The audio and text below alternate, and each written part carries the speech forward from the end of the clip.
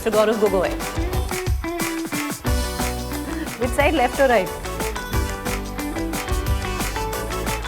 But what's really nice to eat in Parliament? My favorite is the bhalla papri chaat. How much do you pay for it? 30 rupees maybe. That's it. Mr. Gogoi, you have a very rich political legacy. You're aware of that, right?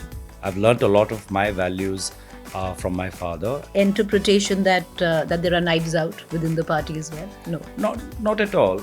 Nonetheless, politics is by profession quite ruthless and you need to have a thick skin. Well, the unpolitical view was that if you could survive in Congress, you could survive anywhere. And we all see Himanta Sarma for his words, for his actions. I think he's a man who can only stay in power because he's done so many crimes. He can't stay outside of power. You listen to Punjabi songs? Yeah, I love Punjabi songs. Which Having one? grown up in Delhi, I think many would, I used to be part of my college Bhangra troupe. You know, what's the term in Delhi, Preeti? What? Tell me. Tujhe pata hai ki mera baap kaun hai? you know that, huh? Absolutely.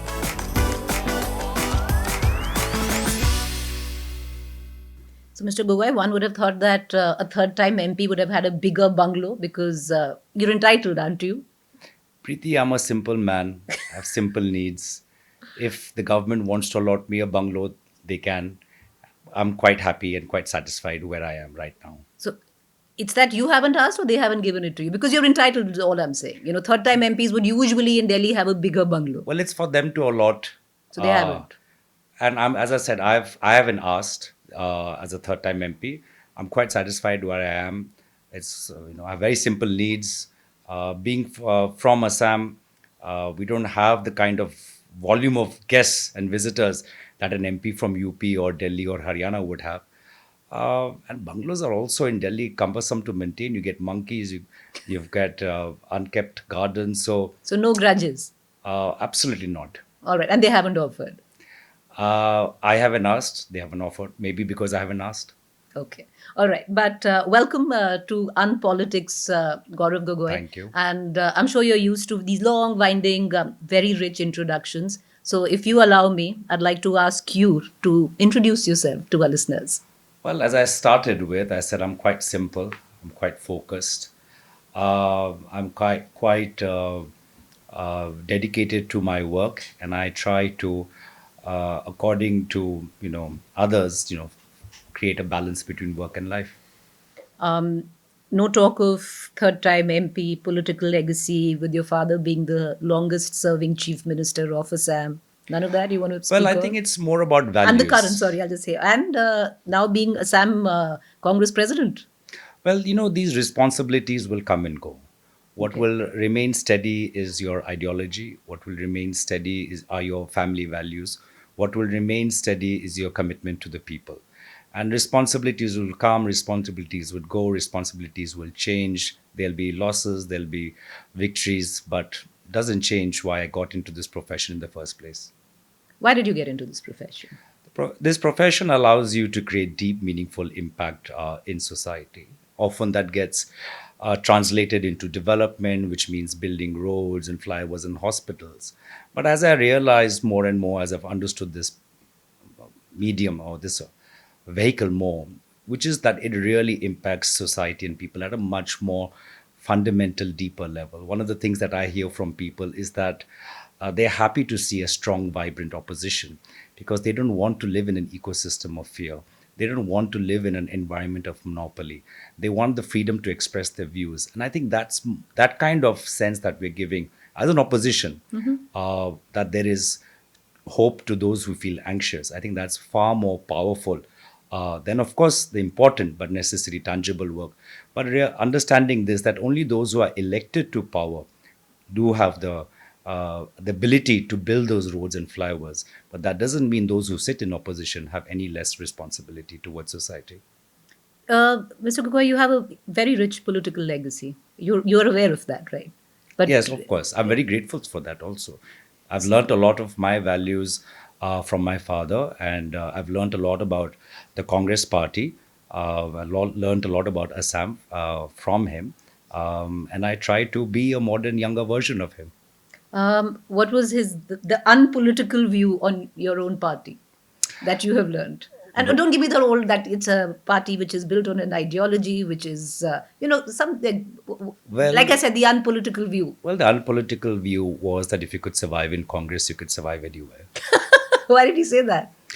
Well, like any, I think because it's such a democratic party where people just express their opinions, they feel free to criticize, they feel free to have a different view. So often you would have different points of views. Your own views would get challenged in an open space. You'll have to defend your own views and your beliefs as well. So I think some of our harshest critics of my position would be in my party, saying that I don't agree with how you're working in Assam, or I think this needs to change. But it all comes with, as I said, from an intention that we want the party to be better. I mean, if you go back to the history, right from the earliest days of freedom struggle, there were splits, there was different camps, different ideologies, different thoughts. So I think maybe that's why he said that if you could survive in Congress, you could survive So not anywhere. the interpretation that there are knives out within the party as well. No. Not at all. Nonetheless, politics is by profession quite ruthless, and you need to have a thick skin. Uh, so that you have to keep that in mind. But more important, as I said to begin with, is that while you understand the environment can be quite abrasive and confrontational, you have to realize what you're in there for. Because nobody wants to be in a confrontational environment, but you're willing to survive that, endure that, and face that only because you have a far larger goal on your mind. You're very young, Mr. Gogoi. I would think, what, 42? And you fought your first election much younger. Um, was this something that you always wanted to do? Was that go and follow your father's footsteps? Or was there a moment of epiphany, which some of us do have, that this is my destiny? No, I think I was very much interested in public service. That's something that was a value which was very close to me, and that's why, if I look back, that my first step into the world of into the professional world was actually a step in the corporate world, and I just realized after the initial few years that it wasn't giving me the kind of satisfaction that I wanted. And I think that was the epiphany, that it was not about the world, politics, corporate world for me, which at that, to a young person, was very exciting. I was reading a lot of management books. I was reading about CEOs. I was reading about how companies were turning around themselves through smarter strategies. I was reading books on IBM and Pepsi and Apple. It was very inspirational for me. And my first dream was to be a consultant, to work with companies to make their balance sheets look better or turn around or help them do something innovative. But when I realized that that wasn't giving me a sense of deep, meaningful satisfaction, and I took a step away and I left that world and I joined a small nonprofit, and which worked with grassroots organizations across India. And it is when I went to a village in Rajasthan for a week and worked and saw the kind of work that smaller NGOs are doing, and saw the kind of impact that they were having. That gave me, in 10 days, a much more meaningful joy that I had in the previous 2 years of the corporate world. And I think from then it just became an organic process, which initially started with grassroots activism, nonprofit, studying nonprofit management, doing internships in different organizations across the world, with medical charities, with educational charities, and then actually realizing that politics gives you the medium to make those changes at a far wider scale.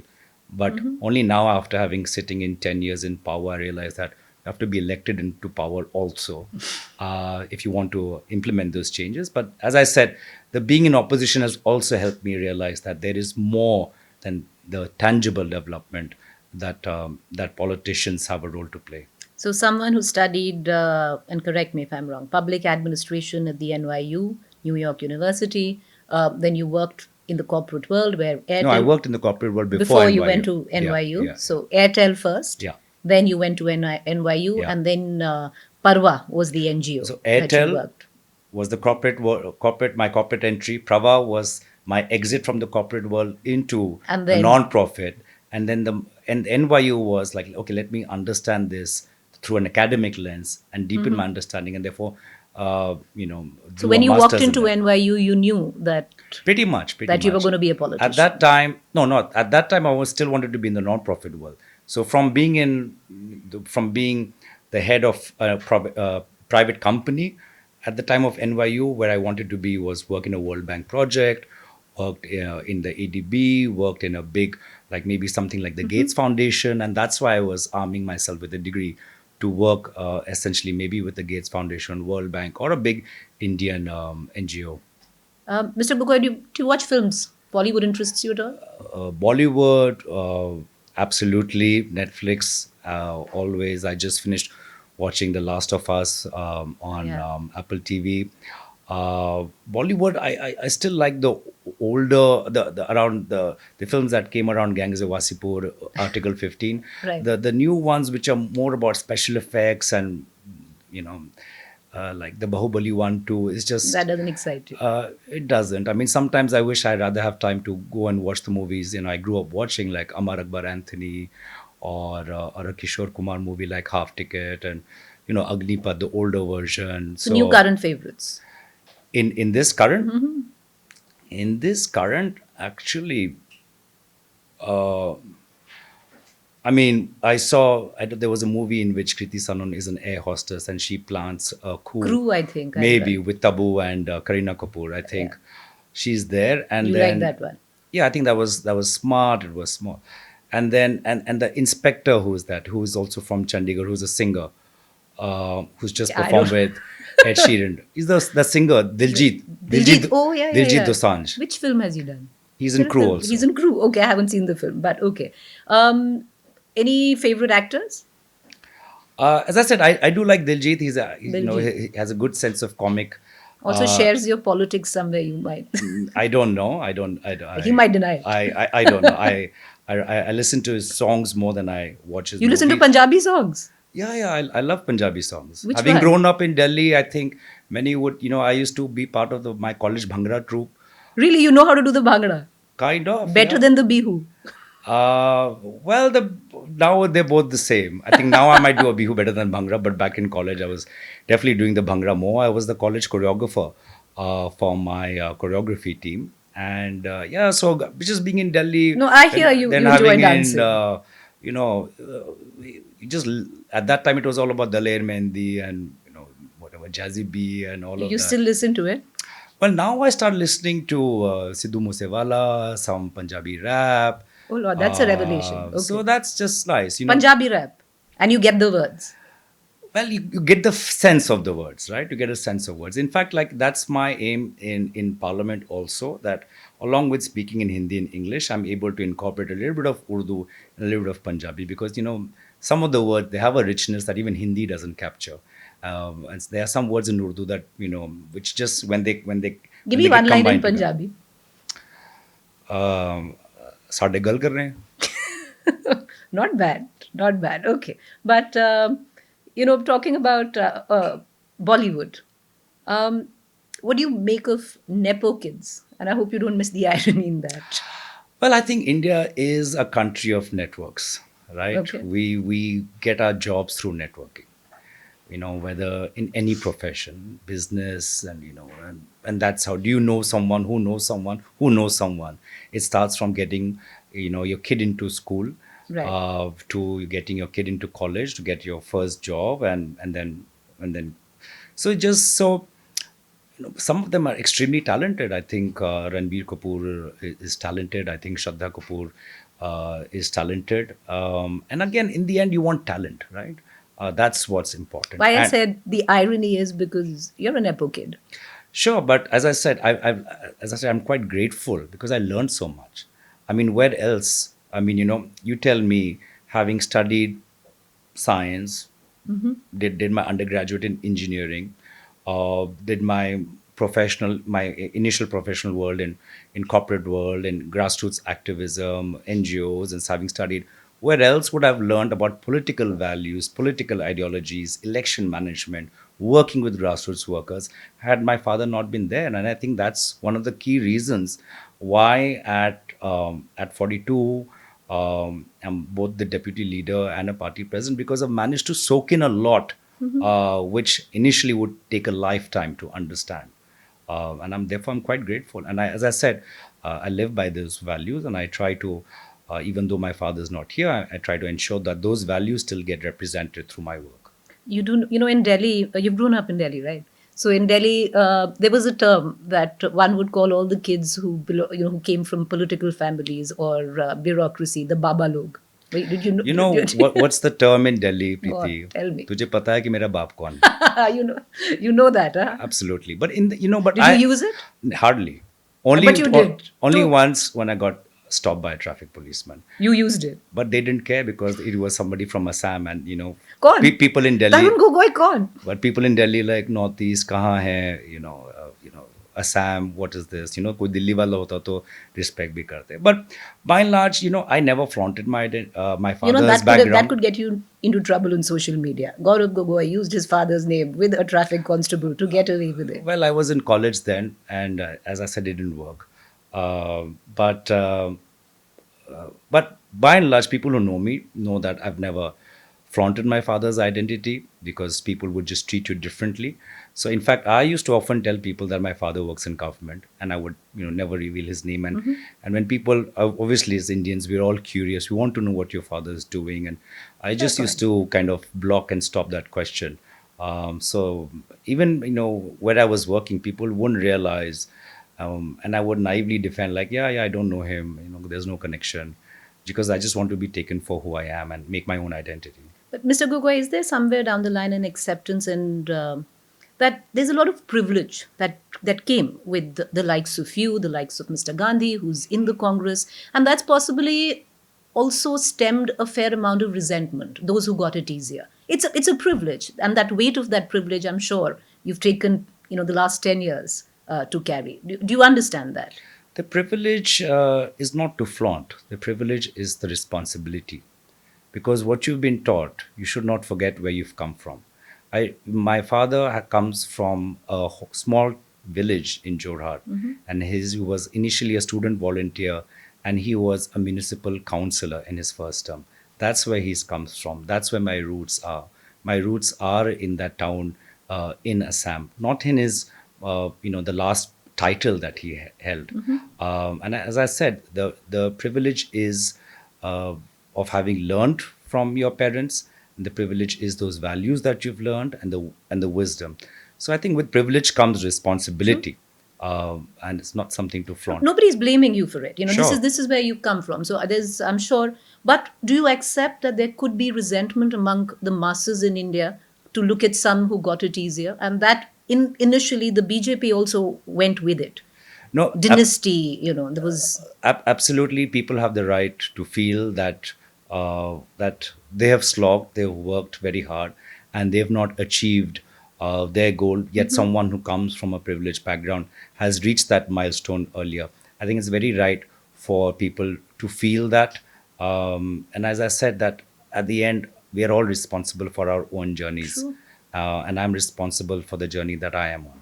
Well, you're right, and we're also living in a country which is of extremes because there are so many that come from so little, and Yeah. understandably those emotions get leveraged Absolutely. politically as well. But it's good to know because you accept it and you understand it, and you do understand that you have to maybe work harder. As I said, I'm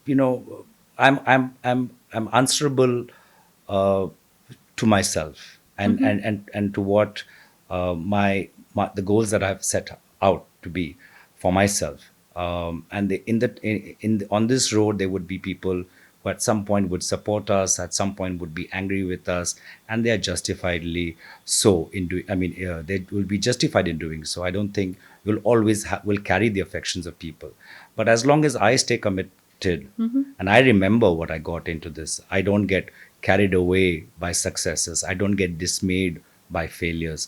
As I said, I'm answerable to myself. In the end, I have to look myself in the mirror and remember that do I remember what I learned? Do I remember why I got here? And I think that's important. And I completely understand people where they come from, what they might feel, and whether it's resentment, whether it's any other form of feeling. I completely understand. Do you remember ever? Because when we go back and look into our childhood, there is always a moment here or there that you remember. Do you remember, or later on in life, when you because you spoke of people getting angry, your father getting angry at you? Getting angry at Yeah, me. yeah, about something. My earliest memories are me making fun of him because his Hindi was not that great. Yours is Well, I grew up in Delhi. He did not, right? right. So he came to Delhi much later. So while we were, in a North Avenue flat, close, let's say close to Gold Market, for those who don't know where North Avenue is. So we would go to Gold Market. He was maybe at that time a second or third term MP. We would go to, get a haircut for 10 rupees in one of those alleys of Gold Market, and he would speak in broken Hindi, and me being very young, I was maybe like 7, 8 years old. So my earliest memories are me coming back and telling my The mother. Golgappas at Gold Market. Did you eat those? Golgappas are my favorite. Right. The Kaleva, Yeah, yeah, the Kaleva Golgappas. lassi is very good. The Gold Market from Bengali sweets is very good. I'm a big foodie, Ah. so thank God I'm in. Don't look at you work out then. Well, I don't eat as much now. I think it's about quality and not quantity. Fair point. So I make sure that I eat. So you remember something making delicious. fun of your father then? Yeah, like remember coming Yeah. back home, imitating him in front of my mother, my sister, and we would all just have laugh, and he would also appreciate, and those Never are get angry at you. What's there to get angry about? But has he ever gotten angry at you about something? Maybe later on when you were in politics. No, actually not. I mean, he was always like, make your own mistakes. Was he disappointed with you ever? No, I mean, in fact, I would again say he was secretly hoping that I would join politics, but never would voice that or express that or demand that or urge that. So I think when I eventually did join politics, where I thought like, okay, now I feel right that I want to, take the membership of the Congress Party. I thought he was secretly very proud, and I think he was going around telling everyone like, see, I told you so. The minute he joined public service, I knew 3, 4 years later he'll come to politics. So I think he was secretly proud, and I think had he been here, he was at one point the president of the state Congress, a position which I'm holding now. I think he would have been very proud to see me now also. I think you'd also be very proud with the last election that you won because Well, absolutely. I think that was a tough one. He started his elections from Jorhat, although he switched to another constituency from where I and my uncle also fought from. But circumstances were such that there was delimitation done only in Assam. And out of the 14 Lok Sabha seats, only my seat was changed. split into two. Everybody else had very minor modifications. So I had to shift to a new seat to my father's hometown, but his original first Lok Sabha seat. And I think one of the reasons for my victory, it would be the people's goodwill towards my late father. Was there disappointment in the family? And why I say that is because it's in traditional Indian terms. With who you married, was there disappointment at all because you married a British citizen while politically many would have thought you'd bring home a home girl? You know what? That's sometimes I'm very stubborn. So there was resentment in the No, family. that's Or not resentment, but No, I'm telling you something else. okay, sorry. Yeah. So the only advice they thought, because I got married in 2013 October, and elections were in 2014 April, right? For my first election. So I said like, why not, get married after your elections? So at least this would not be an electoral issue, and this would not be a distraction, and people would talk about what you've been doing in the constituency for the past few years. And me being the stubborn person that I am sometimes, I said, well, now I'll just do the opposite. I was flexible, but now that you told me so, Who told you? My parents or my mother. Your mom. But I think maybe my father through my mother, because the mother often plays the role of messenger between the father and the son. So I don't know. But then I said, well, now what? We're going to get married before, and then she's going to come to Assam, and she's not going to remain hidden. She's going to be, visible in public. People are going to see who I am, and if they want to accept me for who I am, they will accept me. And my understanding was that people would actually welcome us, and that's essentially what happened. But other than that, besides any normal parent's anxiety towards who your son is dating, I don't think there was anything beyond that. But you speak of a little bit of apprehension from your parents of wanting to get maybe marry after your election. what did she think of all of this? Because she's a British citizen. Did she know that you wanted to join politics? That this is what she was in for? Well, actually, sometimes I blame her for joining politics, because she was interested in politics far before me. Having grown up in the UK, she used to be a young member of the Labour Party then, and she'd done some political canvassing from local MPs, and we started dating each other when I was, looking at World Bank, Asian Development Bank. So staying over. So when we first got to know each other, I said, "Yeah, never mind. Don't worry. I'm not going into politics. I'd You told rather her that. do." Yeah, I said, "I'm going to do public That's work." classic men. Well, maybe Yeah, because it we is. don't know where we are going. We don't know our minds, and sometimes women can. Or sometimes you just don't want to give out too much information. Well, actually, no. As I Would she have said, married you if you told her that I want to be a politician? hopefully, because it should not be the career that should bring us together, bring us apart, but for the people that we are. But then she said that yeah, okay, fine. By the way, I really like this political series, uh, and you are. I was going to work on a farm in the US for 3-4 months, just to learn about how American NGOs work on rural livelihoods with animals and NGOs. So she introduced me to this series called The West Wing, which is actually shows politics in a very positive light, where all politicians are good politicians, where all political debate is about education and environment, and and that kind of changed my view towards politics. So sometimes I said that had you not shown me that Netflix series, maybe I wouldn't have joined. But that's just a small story between us, but she's very supportive otherwise. But did she have any inkling that she'd be in the middle of this massive political storm where today, and it took you a while because you never really, and why I say that is her identity, her affiliations have become a political point, especially in Assam, which has been raised constantly, possibly every second press conference by the incumbent Chief Minister, Mr. Himanta Biswa Sarma, of how she actually, and these are grave allegations, Mr. Gogoi, that she was part of the ISI, she was ISI trained, and it's all a Pakistan propaganda. You didn't say anything for a very long time, and I think the first press conference was after you became Assam Congress president. Would she have wanted you? What do you make of these allegations? Because these are, in the literal term, and not just rhetoric, anti-national in nature. Well, what would the BJP be without defamation and mudslinging? It's their bread and butter. Have they not cast aspersions on Congress politicians before? They've accused someone of murder. They've accused someone of being anti-national. This is bread and butter. Propaganda, smear campaigns, mudslinging, defamation,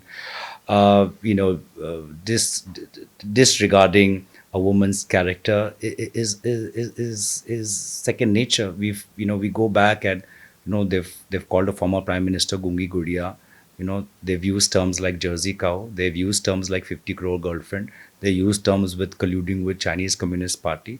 So this is the nature of Indian politics, which is But extremely your wife being labeled as an ISI agent, because that, whatever you make of it personally, but it has political implications in your state. Well, I think people are smarter. Why negate the wisdom of people? Why negate that, journalists like you if there was some truth to this, would have uncovered by now. People are smarter, people are wiser. And I feel like, these are smear campaigns which kind of hide an insecurity, a deeper insecurity within the BJP. And in order to mask that, they do this smear campaigns.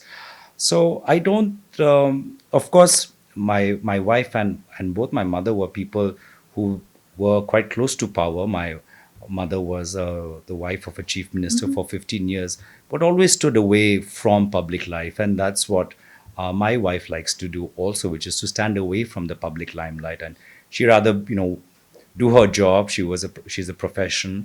She's a professional. She's a salaried professional. She's a well-respected person in her own professional community. So I think it's just being dragged into this public mudslinging is what no partner would like of a politician. But this is something that politicians and political partners and families of politicians have to face. And I'm glad my mother's here to kind of, support both of us at this time. So, what made you come out and then defend her after you became the Assam Congress president? Uh, I would say I stated the facts, which were not there in the previous my briefings to the media, because there was a panchayat elections going on. There's all of this was going on, Which you did very badly in. which we did very badly in, which I agree. So, as I said, during a panchayat election, we wanted our campaign, my party, our party wanted our campaign not to be around these allegations, which are focused on my personal life and my personal travel history from 14, 15 years ago, or where my wife was working, 12, 13 years ago. We wanted to focus on our issues, which is what the people of Assam face in their day-to-day life in the villages, because it's a panchayat elections. And if they wanted to focus on their issues, let them. And therefore, for us at least, it was a conscious strategy to not get into this tutu The meme. personal Yeah, tutu meme. And then slugfest. once the results are out, we knew this responsibility was coming on. Right. We laid out the facts. But Mr. Gogoi, because the results were so unfavorable to your own political party, and was that the reason you realized that it had backfired if you not speaking out publicly and clearing the air, per se? Because the other side did go down, the wire with it.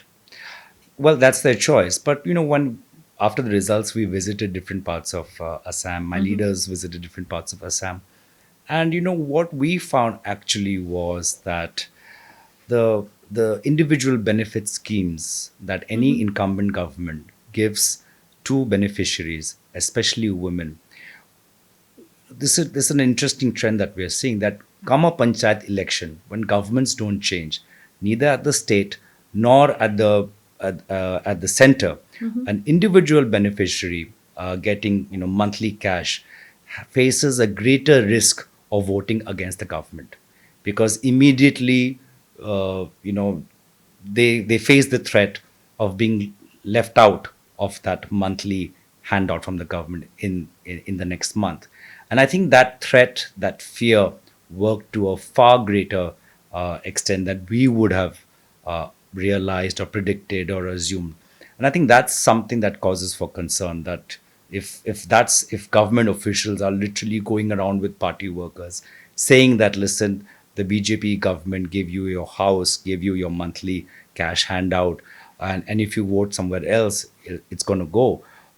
Are we having a fair democratic election at the grassroots level or not?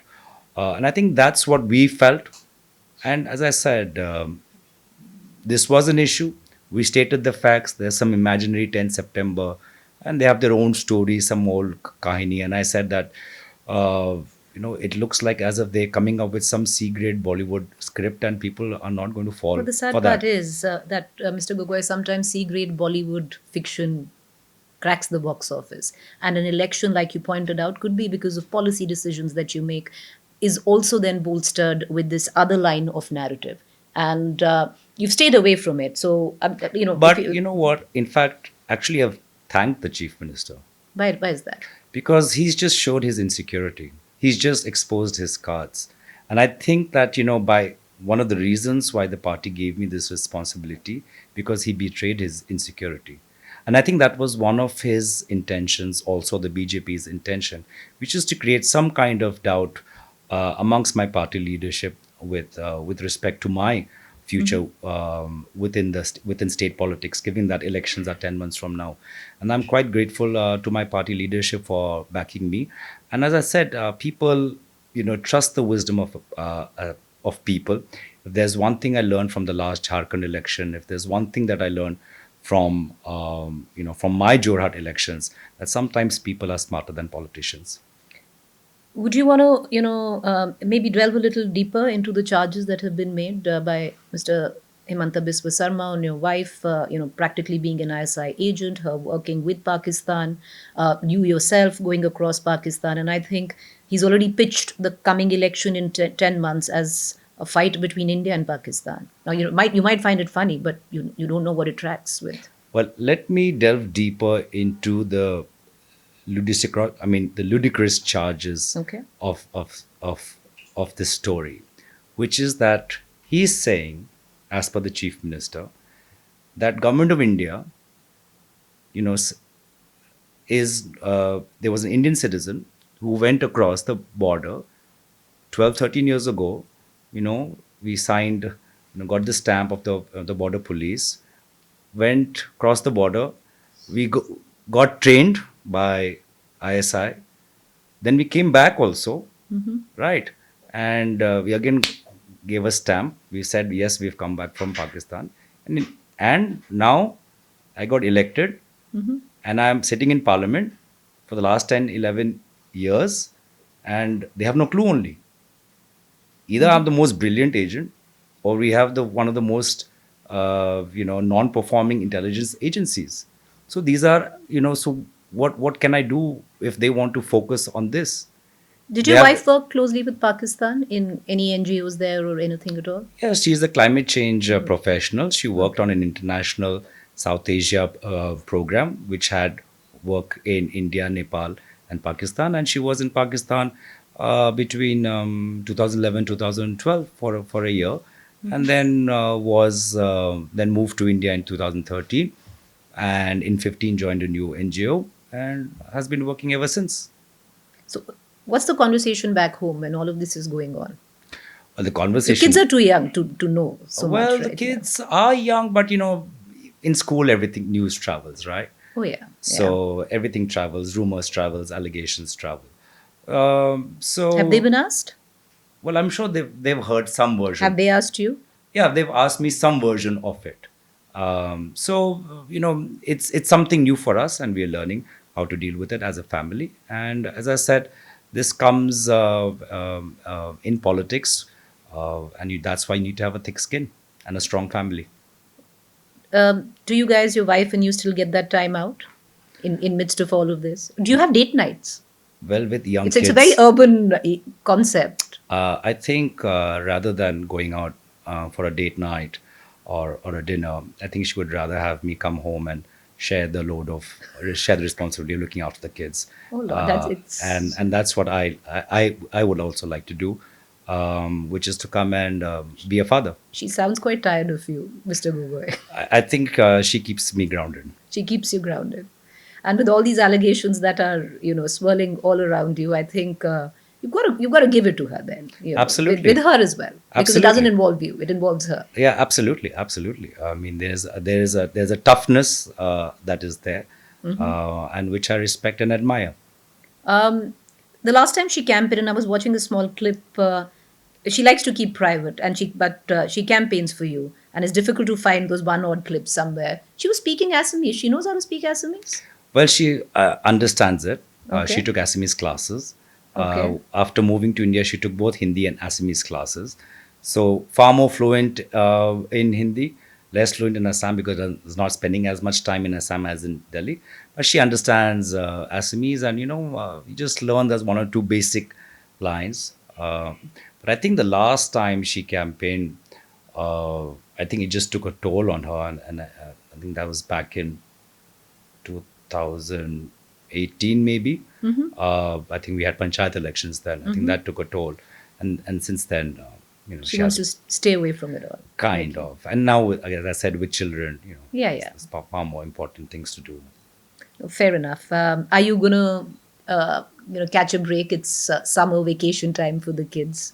No breaks for you? Well, now with elections 10 months away and haven't been given this new responsibility of the state president, unfortunately, no breaks for me.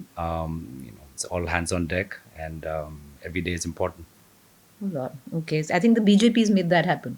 No breaks At- for any politicians. It's a 24/7 job. Well, also, as I said, maybe I wouldn't have got this responsibility if they didn't start this smear campaign. So I'm quite grateful. I've publicly thanked the Chief Minister for giving so much time and attention to me.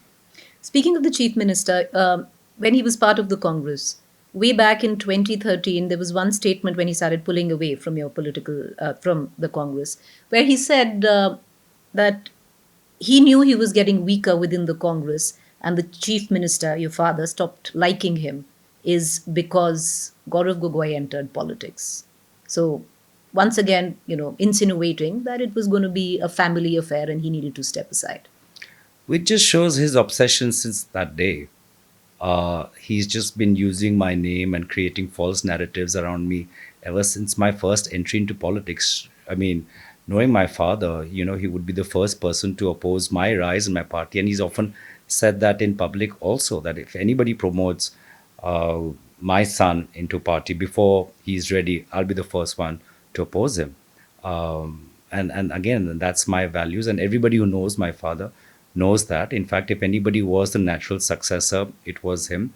But again, just to mask the investigations that was going around at that time with Sharda, with Louis Berger, that he had to appear in the CBI court in Calcutta. There were arrests. The BJP was, you know, publishing a booklet saying that the first person to arrest would be him once we come to power. So just to mask that he had to compromise politically, ideologically, which is not the first time. Also, he started from regional politics, and then he was in a tough situation, and that's why he left regional politics to get into Congress, and again found himself in a sticky situation and had to go to the BJP.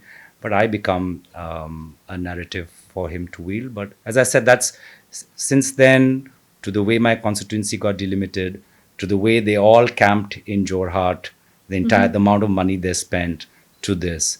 For me, to hear these kind of false narratives from the mouth of the chief minister is nothing new, and I know how to face it. How was your relationship with him then when he was part of your party? Nothing. I respect all my seniors. I looked upon him as someone who's a rising star within Assam Congress.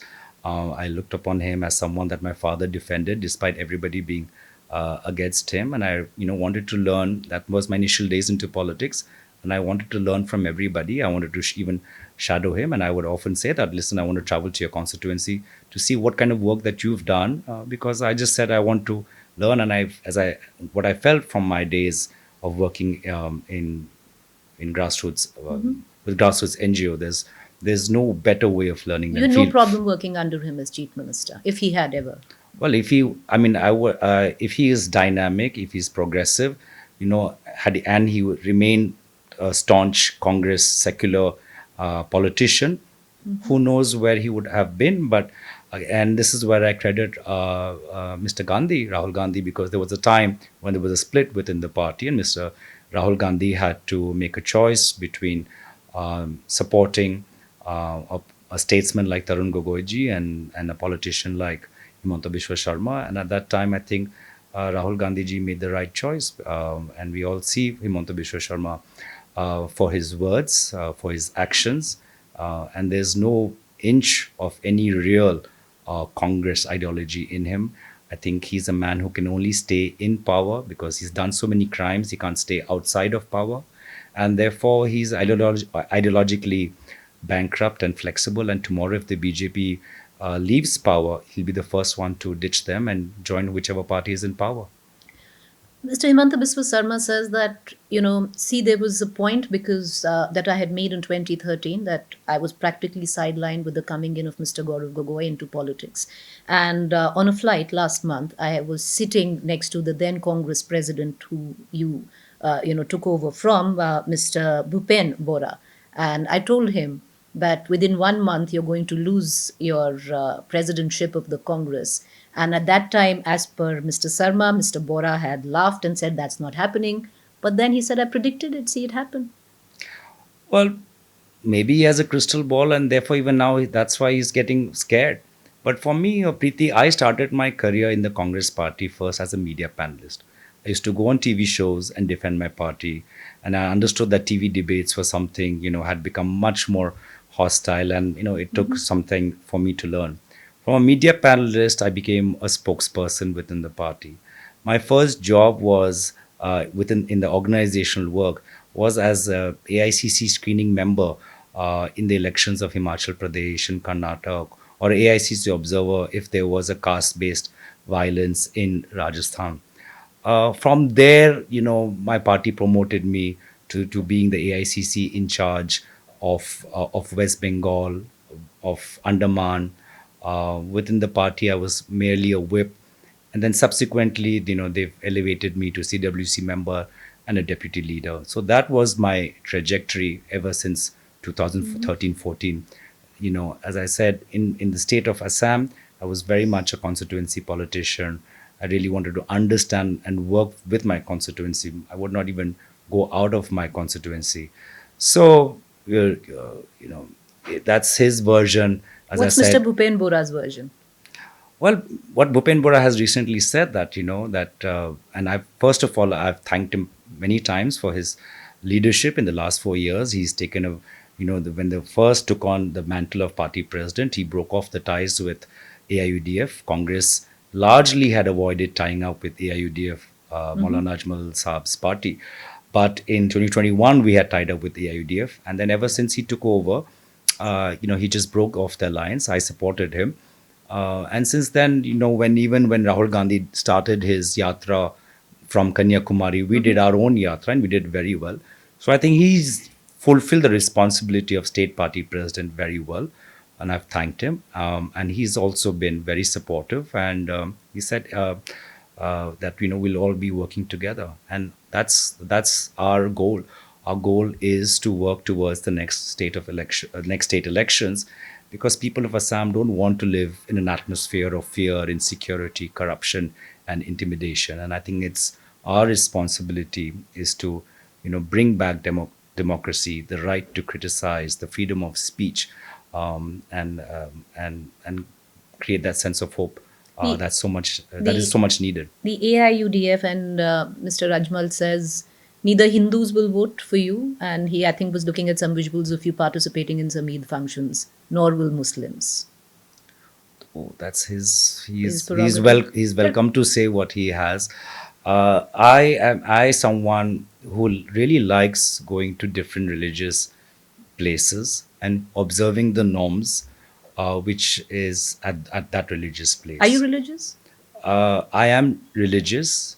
I am also spiritual. I pray regularly, and To I whom? said to everyone, as I said, I growing up, for some reason, I would, I don't know where that comes from, but I would pray to Guru Nanak Sahab. I would, pray to, to go to a church, because essentially the prayer is the same, which is to be a better person, which is to have a better world.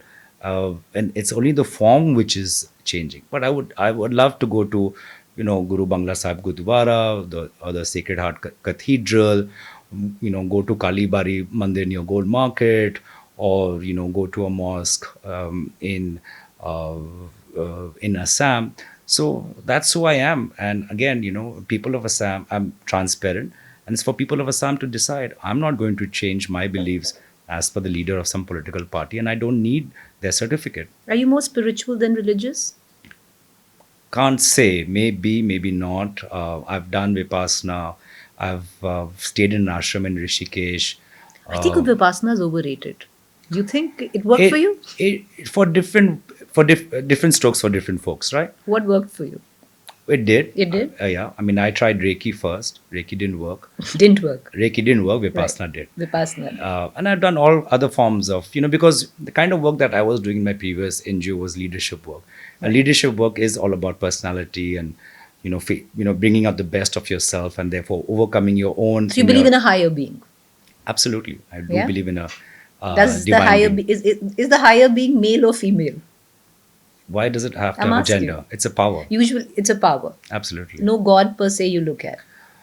No, again, the God is the form through which you worship that, is the ritual, and it's the form. But there is a higher being, because essentially the prayer doesn't change, When was the last religious, it could be anything. It could be a function or a prayer or a moment that you had, which wasn't spiritual, but religious in nature. Well, just 3 days ago, I took charge as state president in Guwahati, and I went to Ma Kamakhya Mandir.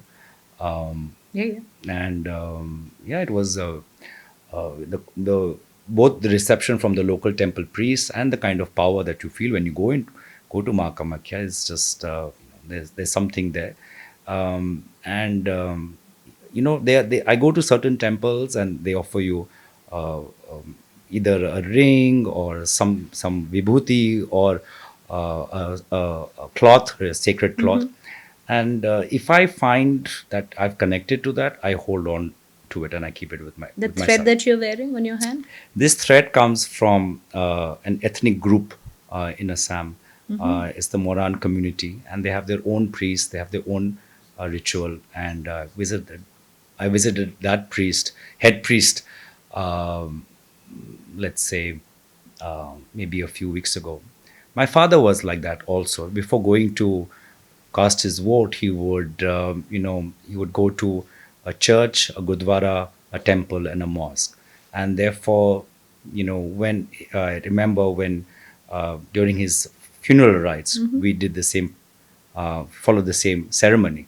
When we took his dead body to the funeral pyre, before that, we took the body to an Assamese a temple or a namghar, is what we say, to a temple, to a church, to a mosque, and then we took the body to the final crematorium. Is it too personal to ask you? Because, there's always that one moment before you say goodbye. It could be anything, Is it too personal to ask you that moment with your father? Well, he was suffering from COVID, and then doctors tried valiantly for 2.5 months, and I think at one point they had to give up. And I think that's when you see the body, but and the spirit is slowly fading, is when I said goodbye. Anything else? Was there a I promise you made? Was there anything that you said to him? well Or you gave before him permission to leave? I didn't give him permission. I thanked him You thanked him. for being a father. But before any tough moment, I remember him. I think remembering him gives me courage and strength, and I saw the most powerful had the most powerful experience of that, which is right before I gave the no confidence speech on Manipur inside Parliament. I was initially told I was going to be the second speaker, and then 10 minutes before I was told I was the first speaker. So I walked inside the parliament. It was all packed. 10 minutes ago, I was relaxed. Now I'm like going to give one of the biggest speeches on behalf of the India Alliance. Everybody's there except for the Prime Minister. And you literally had like, I wouldn't say butterflies in your stomach. You had like like elephants walking around in your stomach. And took a moment to remember him, took a moment to remember God, and then went on to partake in a life-changing moment for me. Do you think there's a fair amount of criticism? Do you think Rahul Gandhi's speeches in Parliament could be better prepared? I think what he's saying, uh, if people go beyond the form and listen to what he's saying, there's so much constructive discussion that can happen, which would be good for our country.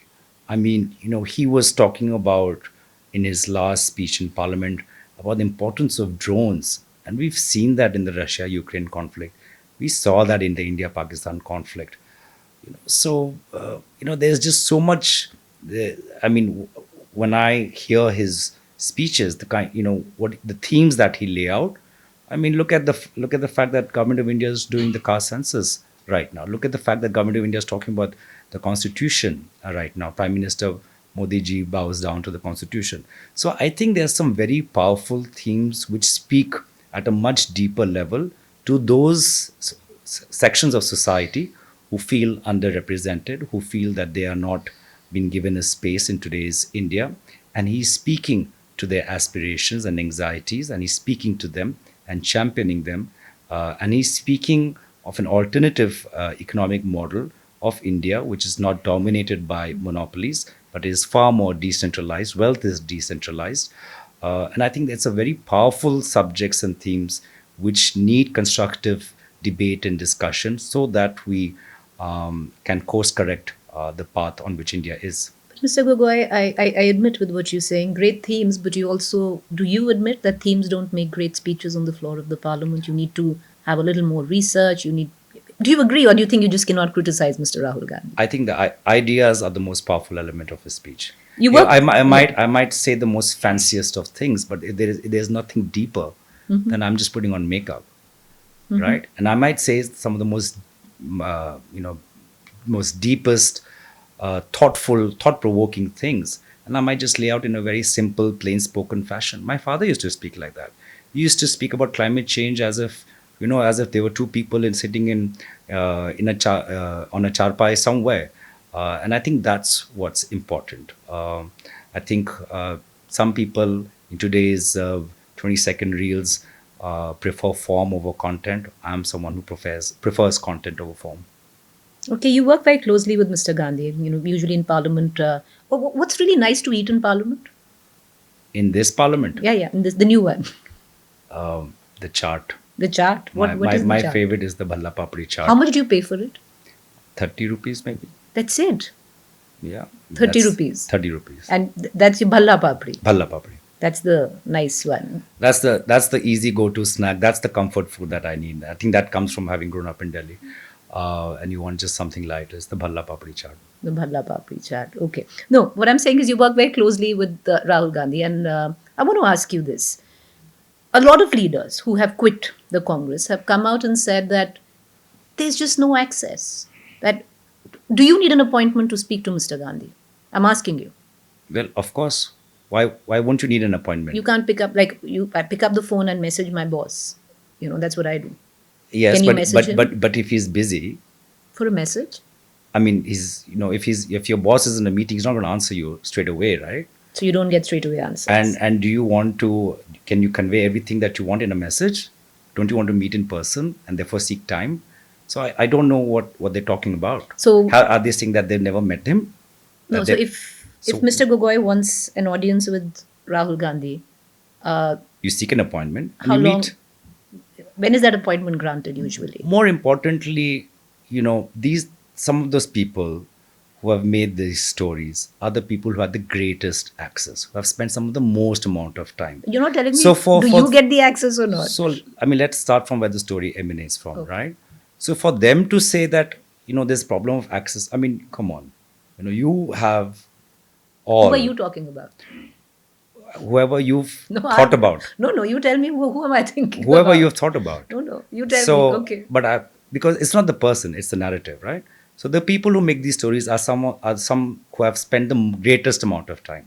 So for them to say that it's because of this that I'm leaving, sorry, it just doesn't cut anything with me. I don't. I think it's, be a bit more transparent. So I'll ask you again. So if you wanted an appointment with Mr. Gandhi today, when will you get it? Because if it's anything related to Parliament, and if it's not in Parliament, we communicate over WhatsApp. Okay, but so I just met him a few days ago because he was meeting the Deputy Prime Minister of New Zealand. So I just accompanied him to that. So again, if you want to Preeti, seek a meeting with him and say that things are not like it's just hypothetical, that things are not going too well between my 3 working presidents. I need to sort this out ASAP. In the next a week or two. Will you get an appointment in a week or two? yes, but why am I going to him? Why am I not trying to sort out with those who are responsible for the state of Assam? Is that the diktat from Mr. Gandhi? No, there is a flow. Right? There's a flow. If you have a problem in Chennai, in your studio, you would speak to the Chennai head. Why would you speak to Mr.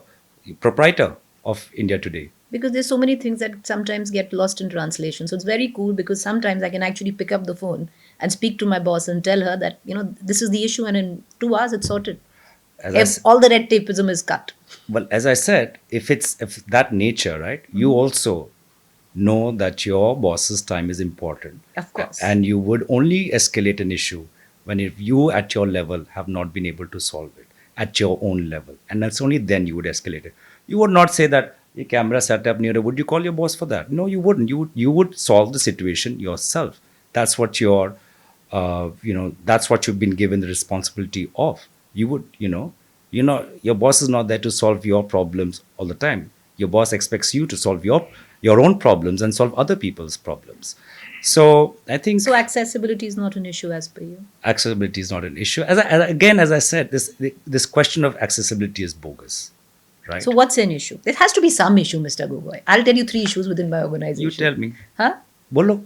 First, you tell me. अरे No, आप बोलो, you just तुमने offer किया, बोलो. three issues that are within my organization. हाँ There बोलो. are they can be so many. We could do better planning. We could do in terms of news gathering. We could be quicker with that. We could be quicker with communication. Because we have so many verticals.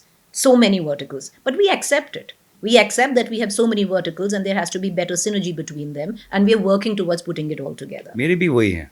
Which is what? Better planning, quicker, more coordination You can't copy my. You But मेरी यही है. nothing to do with the. Okay. Tell me My something. my Yeah. thing, and I've said this at various levels, is better planning for elections, state elections. I always would.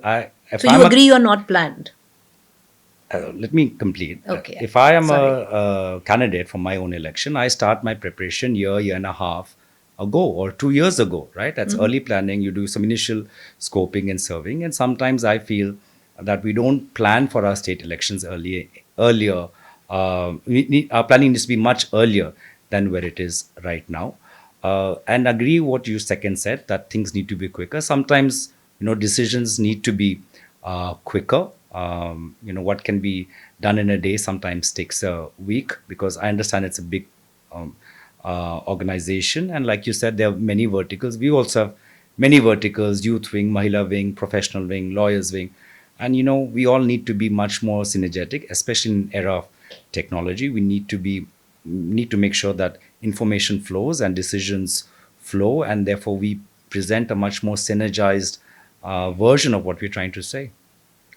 Are you also of the opinion that Priyanka Gandhi needs to take a bigger role, or it's all fine the way I think her role is very big already. I mean, she, and her role keeps getting escalated. I think, we hadn't seen Priyanka Gandhi ji as the parliamentarian, and we've seen that. And I think just being in parliament just elevates what you have to say to a different level. Like, I might say the same thing in a public rally, but somehow in parliament, maybe because of Sunset TV, the way it goes onto YouTube and therefore it goes into people's mobile phones, it just reaches people's mobiles much more. So people in Assam have seen my speeches, or would have seen her speeches, but they would not have seen my speeches at a political rally.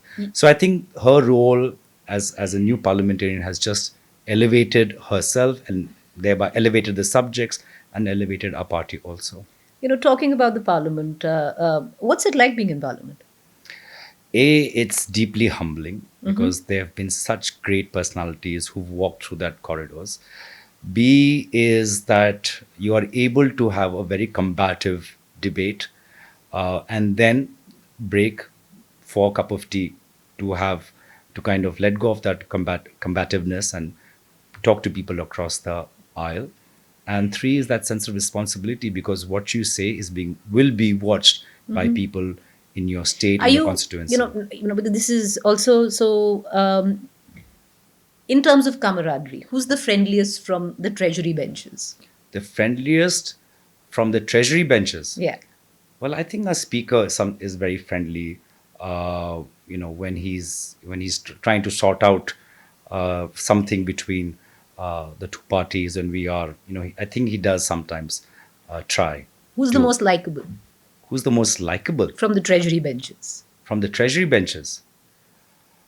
Well, for me personally, somebody who I miss and deeply respected was Susma ji and Arun ji. I think as a young parliamentarian, we looked up to them, and they would often, just tell us. And so I remember Arun ji once telling me that, अब तो तुम deputy leader हो, तुम क्यों well में आ रहे हो, तुम क्यों चिल्ला रहे हो, ये पेपर वेपर मत फाड़ो, तुम ये सब मत करो. So, and then I remember somebody senior like SS Ahluwalia ji, who was with us, and he would say, मैं भी जब जवान था, मैं भी आप तुम्हारी तरह चिल्लाता था. So, I mean, it's hard to rate someone and say most, but when you say these are the most recent things that come to my mind. And the current lot who are still around, who was the most likable? Current, I think SS Ahluwalia ji is still there. So only SS Ahluwalia, or? Well, I think that's the last. I mean, I think we were on a flight together, and just yesterday, coming from Guwahati to Delhi, I met spokesperson Nalil Kohli, and he represents Assam on legal matters, and we have a chat because we often come to the same studios. Yes, as I said, we can leave the combativeness of the debate and get to Who's know the each most other. vicious? families. Again, these are very. I mean, you can't rate someone Okay, as give me one vicious. or two. As I said, there's no Who do you viciousness. dislike the most? No There's one. no dislike. There's a combative. There's a professional Okay, who's most respect. combative? Who's most combative? I think in the current lot, I think when the Union Home Minister speaks, I think he always gives a very combative, uh, um, a very combative display of his party's positioning. But those are well researched speeches. I'm not taking away from that. I think Okay. I'm not taking away from the research or the. I agree they are well researched, well informed, and are the most combative personalities on the other side. Who's the most fun from your own party? Who do you have the most fun with? Again, I mean, this again, this just again, it's just Okay, name a few if rate. there's not one. No, I mean, I like working with everyone. I think I like talking to everyone. I like talking to people from Rajasthan, from Kerala, and I'm the deputy leader right now. If I want to say that who's my favorite, I think you'll put me in a pickle in the next monsoon Okay, session. who's got the best sense of humor? Who's got the best sense Yeah, of from humor? your side. I think Mr. Gandhi has a very good sense of humor, which Really? often doesn't come to display. Yeah. So, like, are you guys cracking jokes when you're sitting next to each other? I think he has a good sense of humor and he can come up and sometimes maybe a slightly wicked sense of humor. And, he has his own jokes to say. All right. For the last 5 minutes, so I'm going to ask you. Now you have you're going into elections in the next 10 months. So, okay, talking about Assam, what do you like doing in Assam? What I like doing? Yeah, when you're home, I really like campaigning. you like campaigning. I like campaigning. I like traveling. I like going to new places. As I said, the best way is to travel, right? Whether in your personal life or in your work. I think so. I love to travel to see different parts of Assam, to see what that future of that village or that town would look like. Maybe 10 years from now, 5 years from now, identify the problems, meet the people also. Just get outside of the bubble of your own party and meet ordinary people, listen to their feedback, positive or constructive. And food. I think Assam has some tremendous, fantastic food, and different parts of Assam has different cuisines. And I look forward. Sometimes I'm very finical about my programming schedule, but I'm even more fastidious about what my lunch timings are and what's being served for What do you lunch. like for lunch? Usually, like Well, if it was a perfect lunch, what would it be? Well, it depends on which part of Assam I am in, right? Which In which some part? part there is the fish is great, in some Okay, part tell the me duck is great, in some part the pork is great. because Some this is the afternoon, and if we were finishing this interview, and from one part of Assam, what are you craving today? What would be your lunch? Well, I think fish. I think Lower Assam in Borpeta, you just get fantastic fish. Actually, I just came back from Silchar, and those who are Bengali would know the Hilsa fish. I'm a big fan of Hilsa fish as well, That's a and Bengali especially. Hindu pitch, right there. But that's the observation from a political journalist. No Right. foodie would ever think about that. But those who are foodies would, yeah, like, Ilish Mash with the mustard curry is just perfect. So that would be for lunch. That's what I had two And days you want? ago, and I'm that's sure you. that's the flavor which remains with me to now, till now. Well, let's hope politically that's the flavor that remains with you 10 months from now, because that's a flavor that you are missing, I think, in your current Well, thali. as I said, the Congress party is for all, through thick and thin. We don't compromise. If any community feels that they've been unfairly treated, we've stood. I mean, especially if you're talking about the Bengali Hindu community, nobody has stood with them as much as late Prime Minister Indira Gandhi ji has. So we stand with all communities who are unfairly treated, no matter what religion they are. And if it's at the cost of elections, so be it. I'm of the view that one shouldn't compromise on your core values. If I'm traveling to Assam and I'm trying, there are a lot of, like, because a lot of people now are traveling to the northeast. Give me a couple of places which are not on the tourist map, which one must go to. Well, I would say that if you're taking out the time to travel to the northeast, why restrict yourself to one state? Go visit two. True. So go combine Assam with Meghalaya or combine Assam with Arunachal. Because the common view that people have of the northeast is hills. And Assam is not hilly. Assam is a river valley. True. And therefore, one can't go to the northeast and not experience the hills. I mean, I love going to Uttarakhand and Himachal. And there is there's a Punjabi in me and the thoda bahut pahadi bhi hai. So, if you're going, you have to either see the peaks of Arunachal, Tawang, or see the beauty of the hills in Meghalaya, along with Assam. So that would be my only recommendation. Do you think the Northeast is better integrated with India, especially under the BJP? That you'd agree with, right? I don't think No? so. I think I don't know why would you ask me that question. We have a divided Manipur. Uh, uh, you know, we we have an unstable. Infrastructure. No? I Can't deny mean, that. you would always place, given our history, peace and harmony over anything. We've lost development 20 years because there was no harmony between different communities. Manipur today has been pushed back by 15 years. I feel as a Northeast that so much injustice has been done and everything is being hidden under this development. Manipur has just been pushed back 15 years. What is development without human lives being at the center of it? And the humanity of Manipur have been devastated. Floods is something that Assam faces every year, and also people in Bihar. We have not come up with something tremendous for floods. Floods every year pushes people back into poverty. We have an unstable border now with Bangladesh. We've always have hostility with China. So there is a greater influx greater influx of smuggled goods from Myanmar, especially drugs and supari.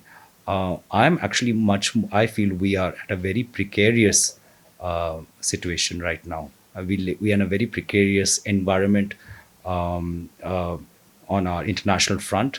A lot of attention is given to the western side of Indian border. I think we are extremely volatile given the situation in Myanmar, Bangladesh, and China on India's eastern front as well. Do you think the racism is better where the Northeastern India is concerned? I The think mainland, because it's always India and the Northeast. I don't think so. There is no better racism. Is it? Yeah, yeah. It's You're still right. It's still there. it still Are things exists. better though? No. I don't think so. I just had a chat with a couple of young university students who are from the Northeast, who are studying in Delhi, and if you hear what their concerns are, you could go back 20 years, and you would be transported back in time. So it's the same, but I think the young people of Northeast are far more confident, and they're instead of hiding their identity, hiding their food, hiding their fashion sense, now they wear it on their sleeve, like it or leave it. And I think that's what I like, because I often tell people that one should not seek pity. We are proud of our heritage. We are as Indians as anyone.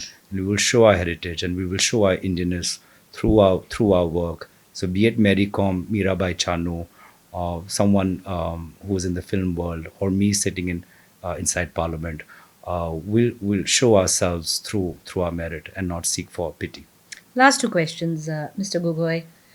In 1986, your father was requested by Mr. Rajiv Gandhi to try and rebuild the party. You find yourself in a similar role today with Mr. Rahul Gandhi? Yes, I do. You do. I think we are in a tough spot given the panchayat elections. We did well in certain Lok Sabha seats and not. And I think there is a great responsibility for me to strengthen the party, and through strengthening the party, help the people of Assam live in an environment of peace, harmony, where they feel they have the freedom to express themselves and they have the right to criticize even us without fear of retribution. All right. So, from where you come from is Assam, where I come from is actually Haryana. And if one need to integrate, we're trying to integrate a segment where we trade what could be, let's say, acceptable and PG-13 cuss word that you would exchange in Yeah. in Assamese, and I'll Yeah. give you one in Haryanvi. Yeah, Which we- one would it be in Assamese? we are not but it going- has to be on. It should pass the on-air test. Yeah, I don't think so. I can pass the honor test. You can't. It's that bad, huh? It's not that bad. I only know the bad one. Then what's the problem? So that's why I can't say it on air. You can't say it on air. Okay, we're going to leave it be, but we shake on that. Appreciate you joining us. But I'm happy to learn from Maria. No, it only comes when if you give me one. So I'll give you another attempt. No, thanks. No? Okay. All right, but then thank you. Thank you, Mr. Gaurav Gogoi, for joining us. Thank you. It's Thank been you a for having pleasure. me. Thank you so much. And good luck. Let's Thank see you. how it goes And in wish the you the next best 10 with your show months. also. Thank you. Thank you so much.